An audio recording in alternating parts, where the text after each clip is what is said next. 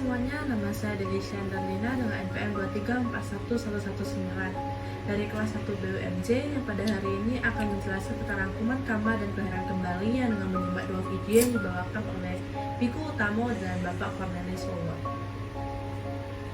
Menurut video Cornelis Wawer, karma berasal dari kata Sanskerta dengan kata kar yang artinya perbuatan. Karma dalam agama Buddha bukan hanya sekedar perbuatan saja, harus disertai dengan niat. Dalam video dikatain jika ada perbuatan tapi tanpa niat, maka tidak dapat dikatakan sebagai karma. Misal pada saat jalan tidak sengaja keinjak binatang di bawah daun, beda dengan semut yang kita pijat mati, tanpa sengaja bukan termasuk karma. Sebagai contoh, karma yang dibuat oleh pikiran. Sebab oleh pikiran, orang lain tidak dapat lihat tapi kita mengetahuinya. Semua yang dilakukan diucapkan akan menyebabkan karma. Kita sedang di saat tidak kemana-mana, karma sudah berjalan. Karma juga ada yang berat dan ringan. Karma berat yaitu kalau seseorang membunuh ibu kandungnya, ayah kandungannya, membunuh arahat atau melukai sang budak. Karma ringan apabila kita yang dibunuh oleh orang tua kita karena mereka tidak ada pilihan dan dianggap itulah yang paling baik. Kedua, ada karma kebiasaan. Karma kebiasaan termasuk yang biasa kita maki-maki, marah-marah. Kebiasaan itu termasuk kebiasaan kita di rumah. Kalau karma ini tidak ada, maka karma yang kita buat menjelang kita mati dan umumnya ini di pikiran. Apa yang kita buat menjelang kematian, kalau karma kebiasaan yang tidak ada, maka karma yang kita buat menjelang kita mati dan umumnya ini di pikiran. Karma yang dibuat menjelang kematian ini yang repot bagi kita. Bisa aja dengar lagu di rumah dan di mana saja dan tiba lagi pikir ada peluru mendadak dan membuat kita mati. Pikiran kita menjadi bengkok dan bengkok itulah yang akan menentukan kita lahir di mana. Itulah sebabnya orang Buddhis membiasakan diri mengontrol pikiran dengan cara bermeditasi supaya pikiran yang diarahkan pada hal-hal yang positif. Misalnya pada saat kecil sampai sekarang pernah mengambil barang orang dengan sengaja, membunuh nyamuk atau pernah tapi tidak sering, maka itulah yang akan berperan menjelang kita mati.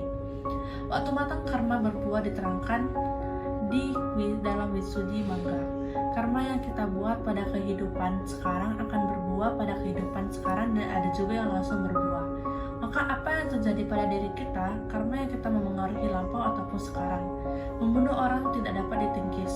Begitu kita lahir, kita sudah diatur oleh karma. Kenapa kita bisa lahir dengan kondisi gini, keluarga gini, karma yang diatur atau jamaka karma. Dalam karma itu yang mengatur kita hidup berberapa lama, dan karma juga memperkuat atau memperlemah. Mungkin sudah lahir susah, sakit-sakitan, tapi ada karma yang melelahkan dan melemahkan itu.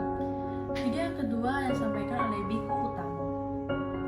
Dia menyampaikan banyak orang mengenal istilah karma. Karma artinya niat. Melakukan sesuatu dengan niat tentunya artinya karma, maka timbullah dua buah karma tergantung karma yang dibuat, yaitu karma baik atau karma buruk. Niat baik atau maupun buruk dilakukan dengan ucapan maupun pikiran. Banyak orang menganggap karma sama dengan nasib atau dengan takdir. Kita memiliki karma masing-masing. Misalnya ketika kita melihat seseorang padahal kita belum kenal namun bisa saja langsung suka. Itu merupakan contoh karma kita sendiri bertemu di satu sisi. Karma yang pertama adalah kita terlahir di orang tua tertentu. Kita tidak dapat memilih. Karma melahirkan. Orang tua miskin, dia ikut miskin. Orang tua pintar, dia ikut pintar, dan lain-lain. Karma melahirkan diikuti oleh karma yang mendukung.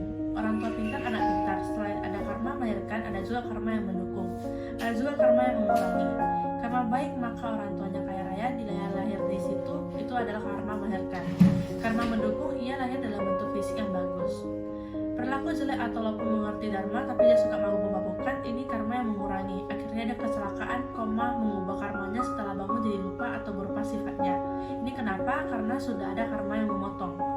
Sebaliknya, ada orang yang kurang mampu, ia lahir di keluarga tidak mampu. Didukung oleh fisik yang tidak sempurna, tapi perilaku dia baik, ngerti dharma, belajar dharma, melakukan sila dengan baik, suka menolong orang. Sesuatu ketika orang yang ditolong itu merasa utang budi dengan dia, kemudian dia beri dia tinggal di rumahnya. Orang yang dulunya tidak mampu, yang fisiknya kurang karena perilakunya bagus, akhirnya orang ini akan berubah karmanya. Yang dapat merubah karma kita adalah diri kita sendiri. Kita bisa mengubah karma kita. Karma dapat pengaruhnya dalam kehidupan, artinya perbuatan yang kita lakukan dengan ucapan dan pikiran itu dapat mengubah jalan hidupnya kita.